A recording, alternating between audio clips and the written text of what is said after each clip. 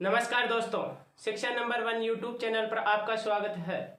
आज हम 10th class के एक मेगा सीरीज शुरू करने जा रहे हैं, जिसके अंदर आपको 2021-22 का जो न्यू पैटर्न पे सिलेबस है उसके सभी लेक्चर उपलब्ध कराए जाएंगे। यानी कि जो 10th क्लास के साइंस की जो 13 चैप्टर बचे हुए हैं वो पूरा सिलेबस आपको इस चैनल पर मिलने वाला है। आप इस चैनल को सब्सक्राइब जरूर करें। आज हम केमिस्ट्री के चैप्टर 5वें नंबर का है जो दैनिक जीवन में रसायन के उपयोग, उसके बारे में जानते हैं। तो जो चैप्टर का भावार्थ निकल के आता है, ये कहता है कि जो हम रोजमर्रा जिंदगी जो जी रहे हैं, जितने भी पदार्थ हम काम में ले रहे हैं खाने पीने में, जो हमारी जिंदगी में सहायता पहुंचाते हैं, अपनी जिंदगी को सरल बनाते हैं, उन सब में कौन से तो एसिड है, कौन से न्यूट्रल है और कौन से बेस है। तो सबसे पहले हम देखते हैं अम्ल के बारे में, यानी कि एसिड। अम्ल को इंग्लिश में एसिड कहते हैं। इनका पीएच, यदि आप पीएच स्केल पर किसी पदार्थ को मापें और पीएच का मान 1 से 7 तक आ जाए तो सभी अम्लीय होंगे। इसके बाद में हम देखते हैं कि जो अम्लीय पदार्थ है वो स्वाद में कैसे होते हैं। अम्लीय पदार्थों का स्वाद खट्टा होता है, तो इनका स्वाद खट्टा होता है। इसके बाद में हम पॉइंट देखें कि जो लिटमस पत्र होता है वो पदार्थों की पीएच को मापने के लिए होता है कि वो कौन सा कहाँ तक कौन सा कलर दर्शा रहा है, कहाँ तक कौन सा कलर दर्शा रहा है। जो भी पदार्थ लिटमस पत्र के नीले रंग को लाल रंग में परिवर्तित कर देगा वो सभी अम्लीय में होगा। यानी कि अम्ल नीले लिटमस पत्र को लाल लिटमस पत्र में चेंज करते हैं। तो आप याद रखने के लिए रख सकते हैं कि अम्ल में ल है लास्ट के अंदर और इसके रिजल्ट में भी 2 ल है, तो टोटल मिला के रिजल्ट में हमें 3 ल मिल गए। ठीक है। इसके बाद में हम चलते हैं कि यदि किसी अम्ल को आपने पानी के अंदर डाल दिया, पानी के अंदर घोल दिया, तो उसके अंदर आयनों में टूटेगा तो हमें कौन से आयन प्राप्त होंगे। तो ध्यान रखना, अम्ल जलीय विलयन में घुलने पर जलीय विलयन में H+ आयन देते हैं। ठीक है दोस्तों। इसके बाद में हम देखते हैं कि इसके कुछ एग्जांपल्स देखें। HCl ये टूटेगा तो H+ और Cl- में टूटेगा, में H+ मिल जाएगा तो एसिड के गुणधर्म दर्शाता है। इसका नाम है हाइड्रोक्लोरिक अम्ल। इसके बाद में अगला देखें तो हो जाएगा H2SO4। H2SO4 को कहते हैं सल्फ्यूरिक अम्ल। सल्फ्यूरिक अम्ल, सल्फ्यूरिक अम्ल को ही अम्लों का राजा भी कहा जाता है। अम्लों का राजा एक क्वेश्चन पूछा गया है बोर्ड के अंदर, प्रीवियस ईयर के अंदर। अब इसके बाद में हम चलते हैं HNO3 यानी कि नाइट्रिक अम्ल। नाइट्रिक अम्ल हम आगे पढ़ने वाले हैं कि जो नाइट्रिक अम्ल होता है HNO3 और HCl दोनों मिलकर एक्वारेजिया यानी कि अम्लराज का निर्माण करते हैं, जो धातु को साफ करने धोने में काम में लेते हैं। वो क्या करता है एक्वारेजिया, धातु की ऊपर वाली परत को गला के हटा देता है, तो नीचे से चमकदार धातु की परत नई वाली आ जाती है। ठीक है। अब इसके बाद में अगला देखिए उदाहरण के रूप में तो CH3COOH यानी एसिटिक अम्ल, और एसिटिक अम्ल को सामान्यतः कहा जाता है सिरका। ठीक है। इसके बाद में अगला पॉइंट अपने पास दैनिक जीवन में अम्ल के उपयोग, यानी कि वो कौन कौन से, जैसे आपने दही ले लिया, दही में कौन सा अम्ल पाया जाता है, क्वेश्चन पूछता है बोर्ड वाला, हर बार पूछता है ये क्वेश्चन इनमें से।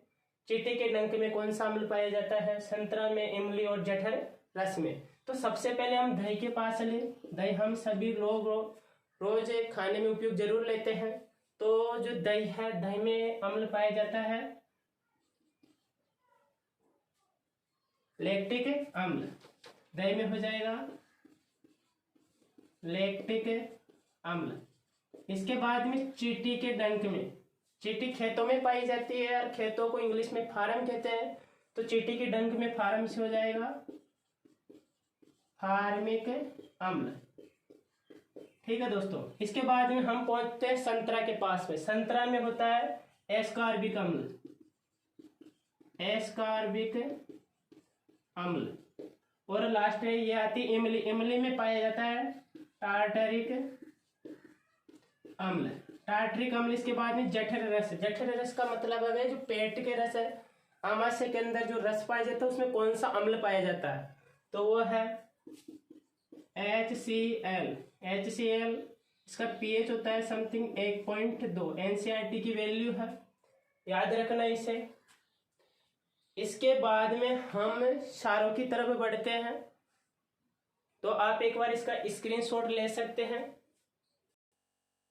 अब हम देखते हैं क्षारों के बारे में। तो सबसे पहले क्षार के बारे में देखें तो इनका pH से परास देखें तो 7 से अधिक और 14 के बीच में, यानी कि 7 से 14 के बीच में जिस भी पदार्थ का pH निकल जाएगा वो सभी क्षार होंगे, यानी कि उन्हें इंग्लिश में बेस कह सकते हैं। इसके बाद में आते हैं क्षार स्वाद में कैसे होते हैं।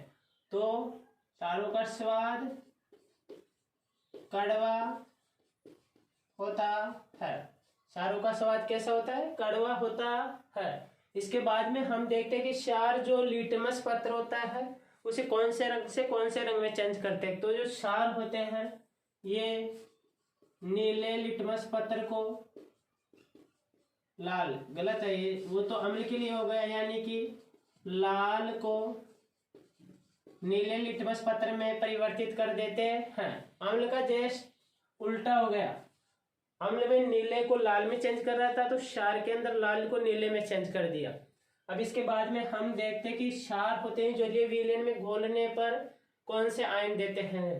तो क्षारों को जलीय विलयन में, जलीय विलयन में OH माइनस आयन देते हैं।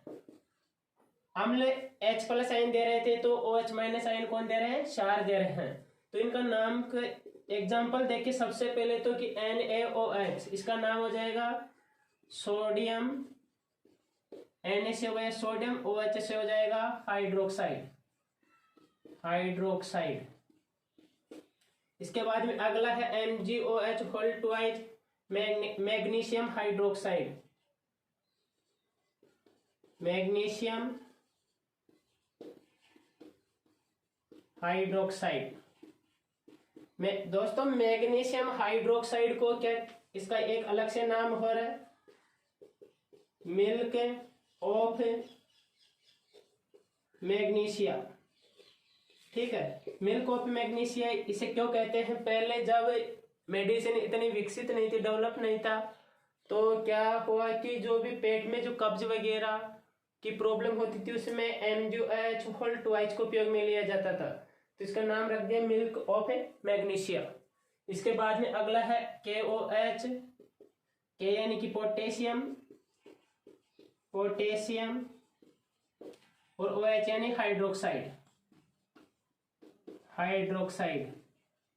इसके बाद में CaOH होल ट्वाइस, यानी कि Ca से हो गए कैल्शियम, कैल्शियम, और OH से हाइड्रोक्साइड। इसके बाद में AlOH होल ट्वाइस, Al से एल्यूमिनियम हो जाएगा, OH से हाइड्रोक्साइड, यानी कि एल्यूमिनियम हाइड्रोक्साइड, एल्यूमिनियम हाइड्रोक्साइड। अब आगे चले, इसी चैप्टर में कुछ आगे बढ़ते हैं हम, तो हमारे सामने बात समझ में आती है कि प्रबल अम्ल और दुर्बल अम्ल में अंतर बताओ, प्रबल क्षार और दुर्बल क्षार में अंतर बताओ। तो सीधा सा फैक्ट है, जो प्रबल होगा वो जलीय विलयन में डालते ही टूट जाएगा। हमने प्रबल अम्ल को जलीय विलयन में डाला, वो डालते ही H प्लस आयन दे देगा, और दुर्बल होगा वो पूरी तरह नहीं दे पाएगा, पूर्णतया नहीं देगा। प्रबल अम्ल पूर्णतया टूट के H प्लस आयन देगा, और दुर्बल अम्ल टूट के पूरी तरह H प्लस आयन नहीं देगा। दूसरे प्रकार, अभी यदि इसी के अंदर चलते हैं, सबसे पहले प्रबल अम्ल जलीय विलयन में पूर्णतया टूट जाते हैं और H+ आयन देते हैं। जैसे कि HCl ये टूटेगा तो H+ और Cl- में डालते ही टूट जाएगा। अब आगे चले हम दुर्बल अम्ल के अंदर, तो ये जलीय विलयन में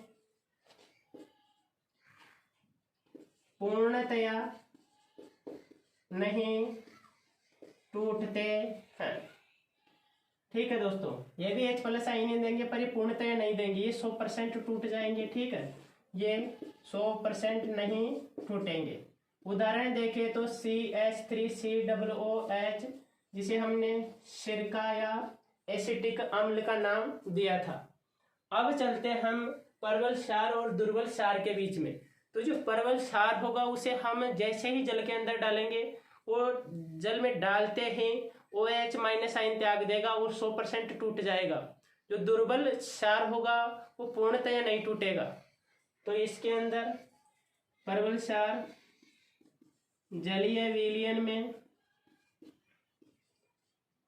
पूर्णतया टूट, यानी पूर्णतया का मतलब कितना प्रतिशत, 100% टूट जाता है। और कौन सा आयन देता है, OH- आयन। इसके बाद में दुर्बल क्षार की तरफ चले हम, तो जलीय विलयन में पूर्णतया नहीं टूटते हैं। ये भी OH- आयन ही देंगे। उदाहरण देके प्रबल क्षार का, तो प्रबल क्षार का उदाहरण हो जाएगा NaOH डालते Na+ और OH- में टूट जाएगा। इसके बाद में हम जो दुर्बल क्षार का उदाहरण देखें तो जैसे MgOH मिल्क ऑफ मैग्नीशिया, ये टूटने में देरी लेता है। ठीक है, एक बार वापस से देख लो आप। क्षार 7 से 14 pH होगा, स्वाद में कड़वे होंगे, लाल लिटमस को नीले में चेंज करेंगे और जो अम्ल होंगे नीले को लाल में चेंज करेंगे। जलीय विलयन में OH- आयन देते हैं, अम्ल H+ आयन देते हैं। अब उदाहरण आपने देख ही लिए, NaOH, MgOH all 2H, KOH, COH all 2H, AlOH whole 2H, सभी में OH आ रहा है। प्रबल अम्ल 100% टूटेंगे, H+ आयन देंगे। दुर्बल अम्ल पूर्णतया नहीं टूट पाएंगे, यानी 100% नहीं टूट पाएंगे। प्रबल क्षार पूर्णतया टूटेंगे, ये भी OH- आयन देंगे। और दुर्बल क्षार जलीय विलयन में पूर्णतया नहीं टूटेंगे। ठीक है दोस्तों, अब इसके बाद में हम देखते हैं इसकी जो आगे वाला पॉइंट है वह है उदासीनीकरण।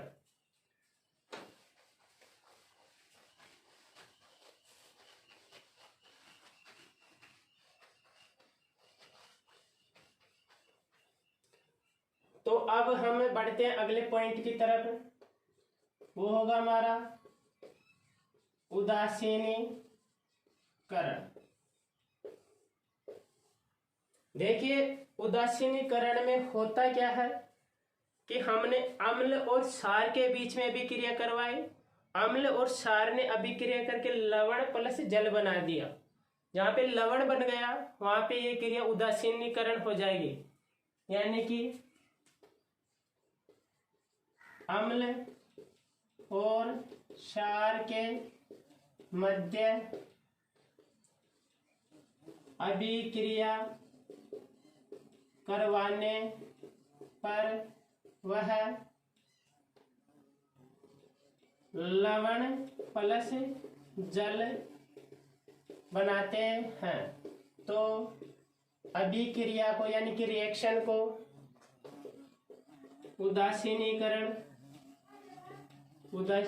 उदासीनीकरण अभिक्रिया कहते हैं। उदाहरण के रूप में देखिए हम एक बार, तो अम्ल प्लस क्षार ये बनाएंगे लवण प्लस जल।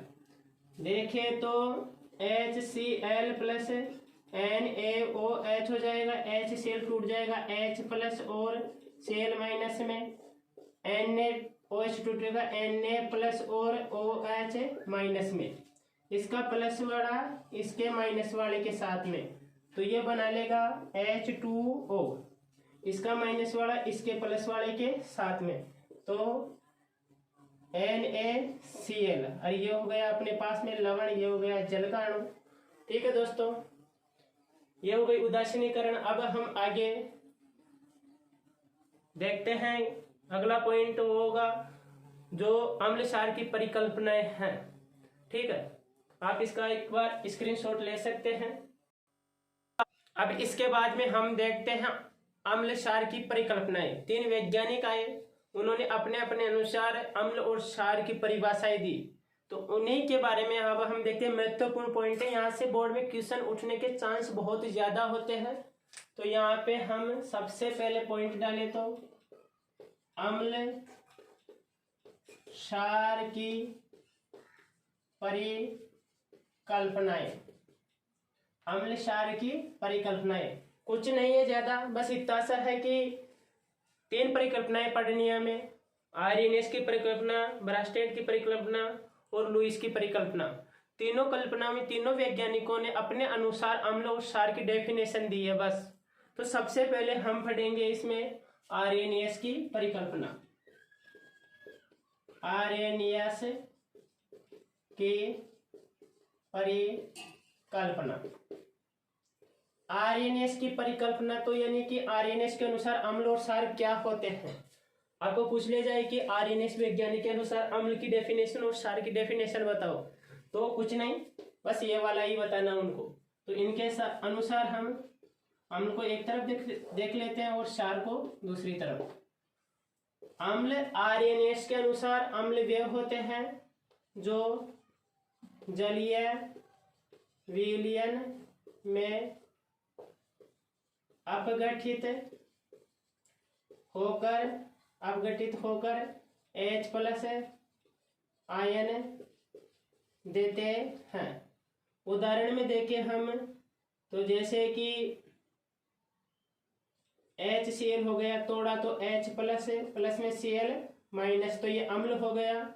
और देखें H2SO4, तो 2 तो H+ में SO4- 2 टूट जाएगा, तो ये भी 2 H+ दे दिया, तो ये भी अम्ल हो जाएगा आर्यनेस के अनुसार। अब हम क्षार की तरफ चले तो क्षार जलीय विलयन में टूट के OH- आयन त्यागेंगे, तो जलीय विलयन में अपघटित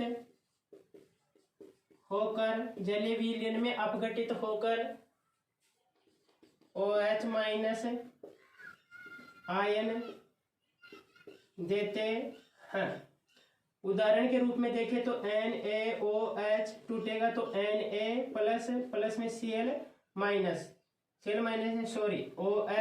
OH-। इसके बाद में और देखें दूसरा तो MgOH2, ये टूटेगा तो Mg दे देगा एक, तो प्लस में ये प्लस के 2 लग जाएंगे इसके ऊपर, और इधर 2 अणु दे देगा OH- के। ये तो दोनों क्षार हो गए आर्यनेस के परिकल्पना के अनुसार। अब हम दूसरी परिकल्पना देखें तो आ जाएगी इसके अंदर ब्रास्टेड लोरी परिकल्पना।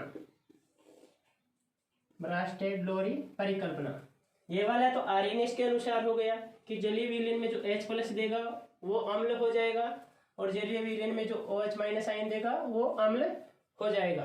अब हम बढ़ते हैं ब्रास्टेड लोरी परिकल्पना के तरफ, तो इसके अनुसार अम्ल और क्षार। ब्रास्टेड के अनुसार अम्ल जलीय विलयन में प्रोटॉन दान करते हैं। जैसे कि हम देखें इसके अंदर दोनों का एग्जांपल एक ही रिएक्शन के अंदर देख लेंगे। अब इसके बाद में क्षार के अंदर यदि इन्होंने प्रोटॉन दान कर दिया तो क्षार क्या कर लेंगे, ग्रहण कर लेंगे। तो क्षार जलीय विलयन में प्रोटॉन ग्रहण करते हैं।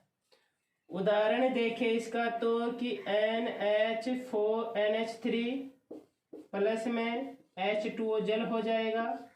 इन्हें तोड़े तो अपने पास में NH4 प्लस प्लस में OH माइनस। तो प्रोटॉन का दान किसने किया?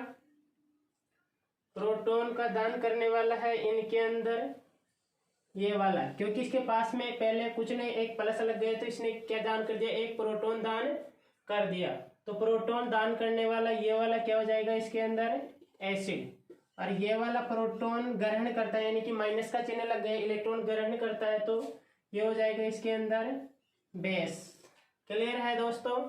आप इसका स्क्रीनशॉट ले लीजिए, बाद में नोट्स बनाना। इसके बाद हम देखते हैं अगली वाली जो परिकल्पना है वो है लुईस की परिकल्पना। तो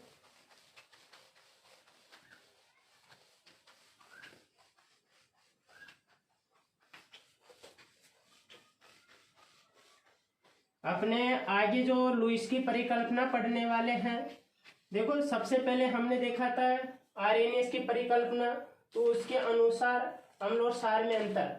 आरएनएस के अनुसार अम्ल तो वो हो गए थे जो H प्लस आयन त्यागते हैं, और OH माइनस आयन ग्रहण त्यागने वाले हो जाएंगे क्षार। दूसरा ब्रास्टेड लोरी की परिकल्पना, तो जो प्रोटॉन दान करता है वो तो अम्ल हो जाएगा, प्रोटॉन ग्रहण करने वाला क्षार हो जाएगा। अगली परिकल्पना अपनी है जो है तीसरे नंबर की लुईस परिकल्पना। लुईस के अनुसार अम्ल और क्षार के अंदर अंतर देखें हम, तो पहला तो हो जाएगा अम्ल, दूसरा हो जाएगा क्षार। इसके अनुसार वे पदार्थ जो इलेक्ट्रॉन युग्म ग्रहण करते हैं वो तो अम्ल कहलाएंगे, यानी कि अम्ल कौन कहलाएंगे? वे पदार्थ जो इलेक्ट्रॉन युग्म ग्रहण करते हैं, वे पदार्थ जो इलेक्ट्रॉन युग्म ग्रहण करते हैं अम्ल कहलाते हैं। अब इलेक्ट्रॉन युग्म ग्रहण कौन करेगा? जिसके पास अम्ल की कमी होगी। तो हम ऐसे कुछ एग्जाम्पल लिखते हैं जिनके पास अम्ल की कमी होगी। एक तो हो जाएगा AlCl3, देखें तो Na प्लस Mg प्लस 2 भी लिख सकते हैं, क्योंकि 18वें वर्ग में तो पहुंच गए, पर अम्लों की तो कमी है ना खुद के अनुसार। तो प्लस लगा हुआ एक इलेक्ट्रॉन ग्रहण कर सकता है, 2 प्लस लगा हुआ यानी कि 2 इलेक्ट्रॉन ग्रहण कर सकते हैं। अब इसके बाद में हम क्षार के पास चले, तो ये तो गए इलेक्ट्रॉन युग्म ग्रहण करने वाले। ये वे पदार्थ जो इलेक्ट्रॉन युग्म दान करते हैं क्षार कहलाते हैं। ठीक है, तो लुईस के अनुसार अब लुईस परिकल्पना के जो क्षार है उनके उदाहरण देखें तो जैसे कि H2O यानी कि ऑक्सीजन की जो संयोजकता होती है वो 6 होती है, जिनमें से 2 तो अपने हाइड्रोजन के साथ ये साझा कर लेगा। इसके बाद में भी 4 बचती है, तो कितने लोन पेयर हो गए? 2 लोन पेयर, तो ये त्याग सकता है। तो लुईस के अनुसार ये भी क्या होगा? क्षार। इसके बाद में देखें तो NH3, इसके पास नाइट्रोजन की संयोजकता टोटल 5 होती है। कैसे? किसी को पता ना हो तो देखो, नाइट्रोजन के पास टोटल इलेक्ट्रॉनों की संख्या होती है 7। तो इसके बाद में देखें तो पहले कक्षक में 2 भर दिया, दूसरे में कितने आएंगे? 2, और फिर कितने आएंगे? 3। तो ये दोनों के इलेक्ट्रॉन संयोजकता में भाग लेंगे, तो इसने 3 तो साझा कर लिए 5 में।